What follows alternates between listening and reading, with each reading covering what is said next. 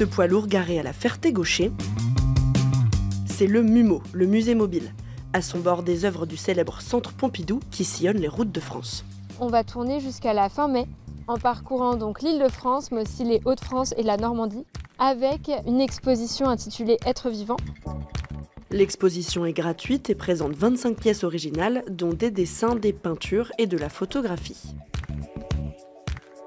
Le MUMO, ça permet en fait d'avoir un condensé, un mini Centre Pompidou qui va se déplacer un peu partout. Car c'est bien l'objectif du musée mobile, rendre l'art accessible à tous. La moitié des étapes sont réalisées dans des villages de moins de 2000 habitants et dans des quartiers prioritaires.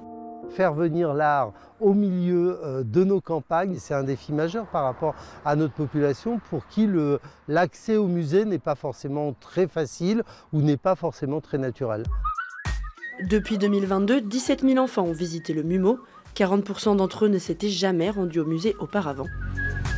Ici, les élèves découvrent l'art et même leur âme d'artiste. Leurs propres dessins rejoignent l'exposition. Ces œuvres, on les a fait avec de la broue de noix. C'est la première fois que j'ai visité une sorte de musée. Il m'a dit qu'il visitait ça avec l'école et du coup j'ai dit on y retournera mais tu me dis rien pour justement parce que moi non plus je l'ai jamais vu. Tu viens dans ton village, tu vas te promener et tu visites un musée, c'est là, c'est génial quoi.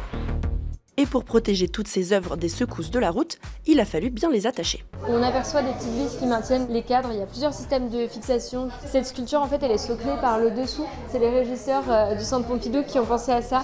Elle leur a donné pas mal de fil à retordre, elle a mis 2 jours à être installée. Prochaine étape pour le MUMO, Montereau, à 60 km d'ici.